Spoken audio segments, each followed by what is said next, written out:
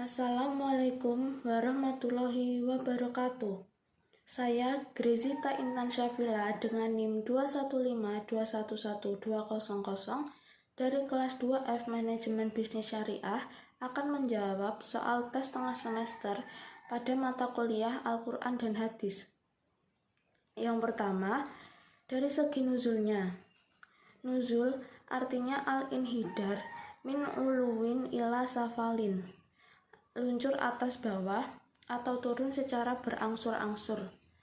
Dengan demikian, nuzul Al-Quran adalah peristiwa yang berhubungan dengan turunnya Al-Quran dari Allah melalui perantara malaikat Jibril kepada Nabi Muhammad SAW.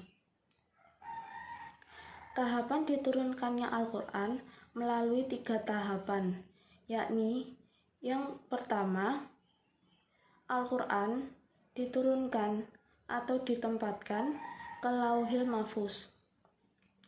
Tahapan yang kedua, Al-Quran turun dari Lauhil Mahfuz ke Baitul Izzah di langit dunia. Tahap yang ketiga, Al-Quran diturunkan dari Baitul Izzah, langit dunia, kepada Nabi Muhammad SAW melalui perantara malaikat Jibril ke dalam hati sanubari Nabi Muhammad SAW secara berangsur-angsur. Yang kedua yaitu tertib ayat, yaitu penempatan secara tertib urutan ayat-ayat Al-Quran yang bersifat tauqifi. Berdasarkan ketentuan dari Rasulullah SAW, menurut sebagian ulama, pendapat ini merupakan ijma'. Terdapat sejumlah hadis yang menunjukkan keutamaan beberapa ayat dari surat-surat tertentu.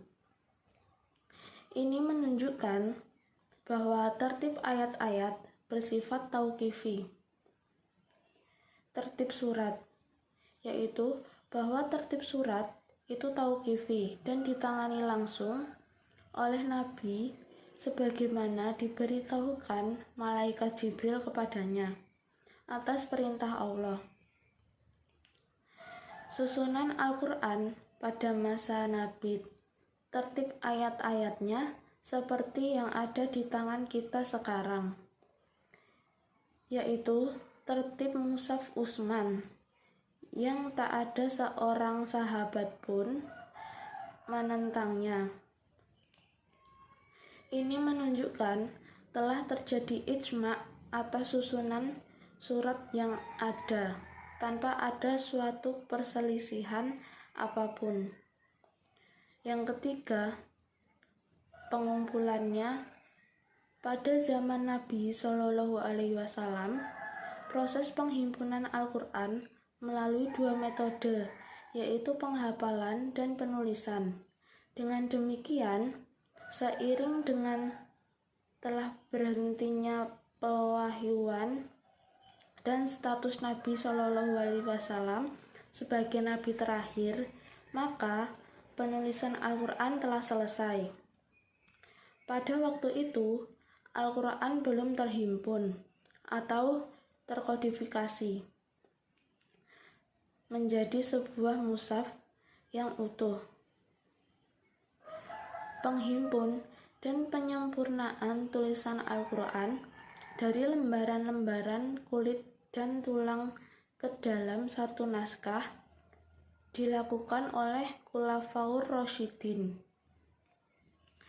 Secara kronologis, orang pertama yang menghimpun Al-Quran adalah Abu Bakar As-Siddiq atas saran Umar bin Khattab, karena banyaknya hafiz yang mati syahid di pertempuran Yamamah.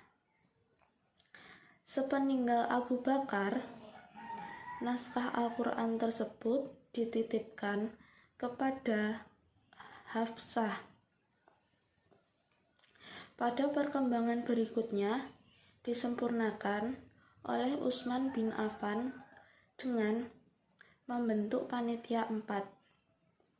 Ide itu muncul karena banyaknya perbedaan bacaan di kalangan kaum muslimin, baik yang berbangsa Arab,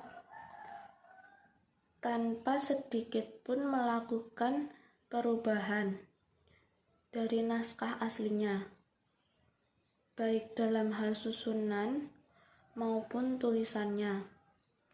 Kemudian, pada masa Khalifah Ali bin Abi Thalib, tulisan Al-Quran lebih disempurnakan. Yang keempat, penulisan. Di era Nabi SAW, aktivitas pencatatan atau penulisan Al-Quran sudah dimulai. Rasulullah SAW diriwayatkan memiliki beberapa sekretaris atau penulis Al-Quran dari golongan sahabatnya.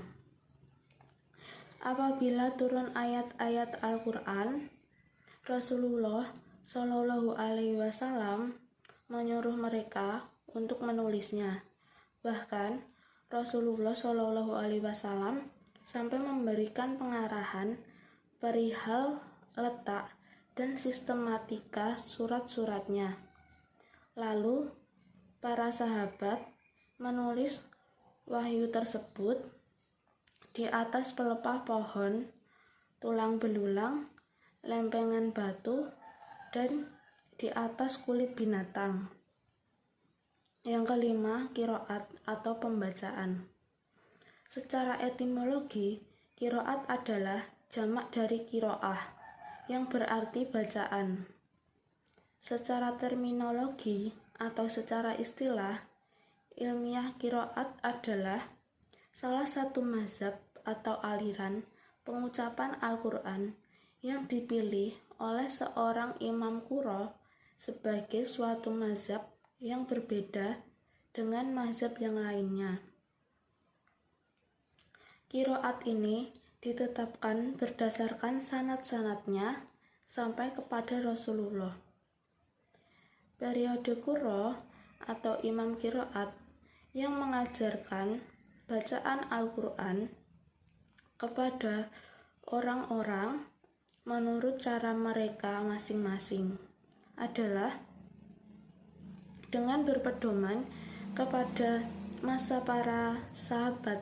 Dari mereka itulah sebagian besar sahabat dan tabi'in di berbagai negeri belajar qiraat, yang semuanya bersandar kepada Rasulullah SAW. Sahabat-sahabat Nabi terdiri dari beberapa golongan.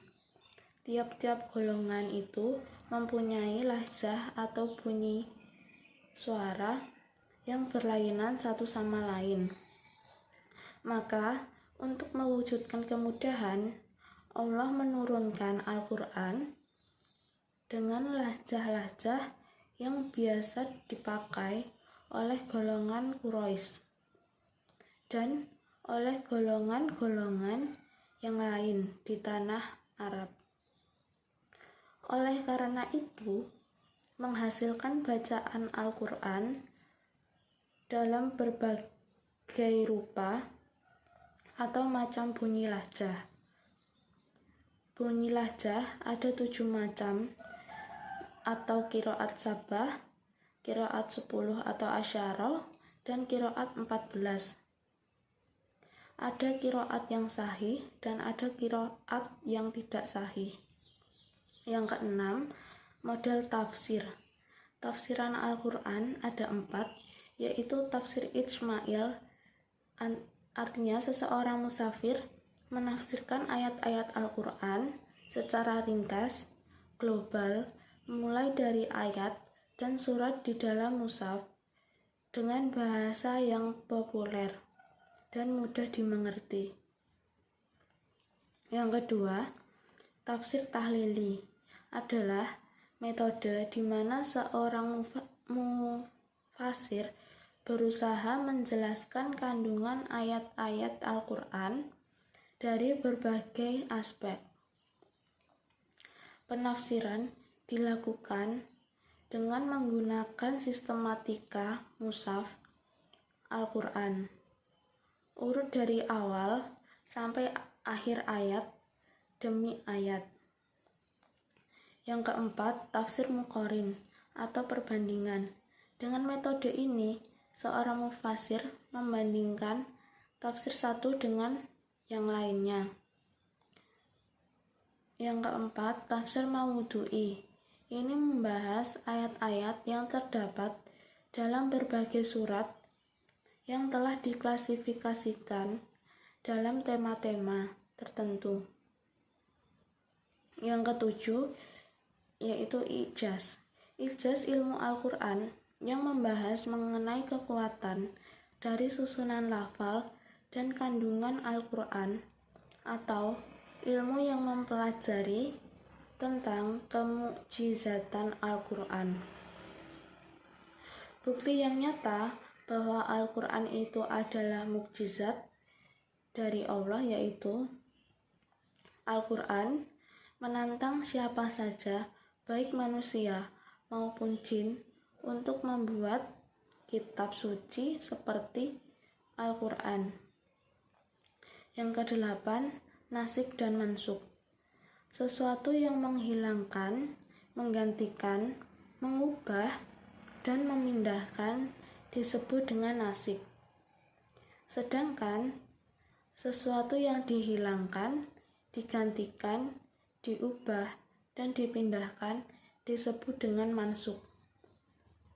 Secara istilah, nasik yaitu mengangkat atau menghapus hukum syara' dengan dalil atau kitab syara' yang lain. Dengan adanya ilmu tersebut, seseorang dapat mengetahui mana ayat yang diganti dan mana penggantinya dengan ilmu tersebut. Seseorang dapat mengetahui hukum yang sebenarnya. Yang kesembilan, yaitu syubhat.